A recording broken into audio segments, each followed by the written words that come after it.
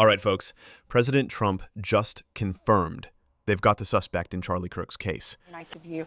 Any updates on the suspect? Yeah.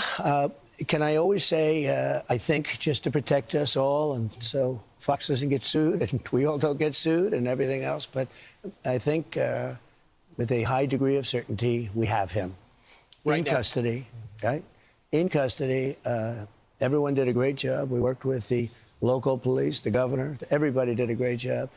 You know, getting somebody that you start off with absolutely nothing. And we started off with a clip that made him look like an ant that was almost useless. We just saw there was somebody up there. And so much work has been done over the last 2.5 days. You know, it's amazing. While we're confident justice will be served, let's take a moment to step back and hear the powerful tribute Vice President JD Vance gave to his friend. Clear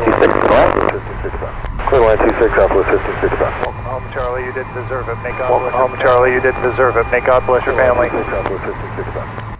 You know, sometimes in life, you meet someone who leaves a mark so deep that when they're gone, it feels like a part of your own story has been ripped away. That's what Vice President JD Vance was getting at when he spoke about his friend Charlie Kirk. And today, I want to share that story with you. Not in headlines and sound bites, but in the way two men of faith, loyalty, and conviction built a bond that helped shape the conservative movement we know today.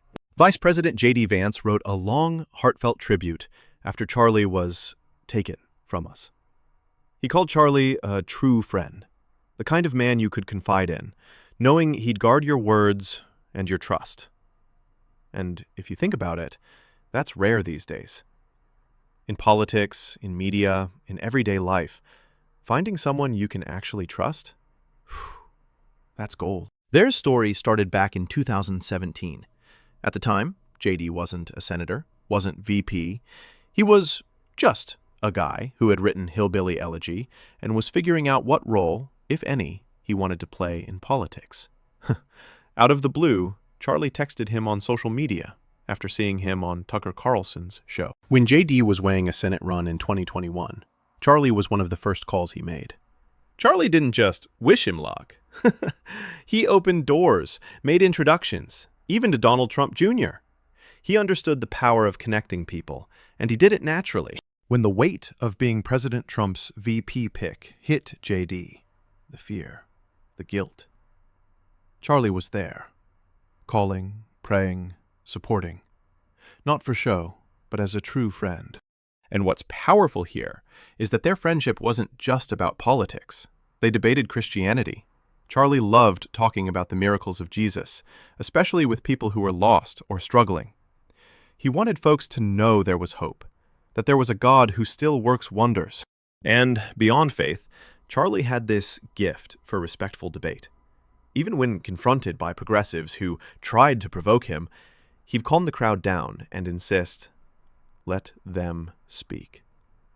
He believed in letting people be heard, even if their ideas were different.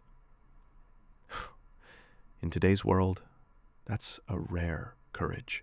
JD also credited Charlie with being one of the biggest reasons the conservative movement is where it is today. He wasn't just helping candidates win elections.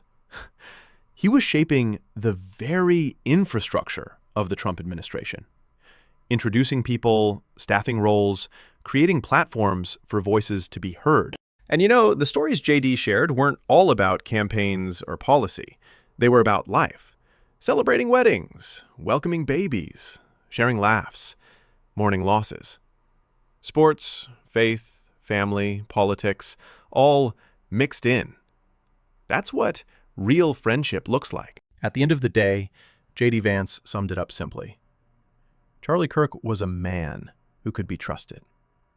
A man who built bridges, movements, and never shied away from speaking truth. And above all, he was a man who loved Jesus and wanted to draw others closer to him.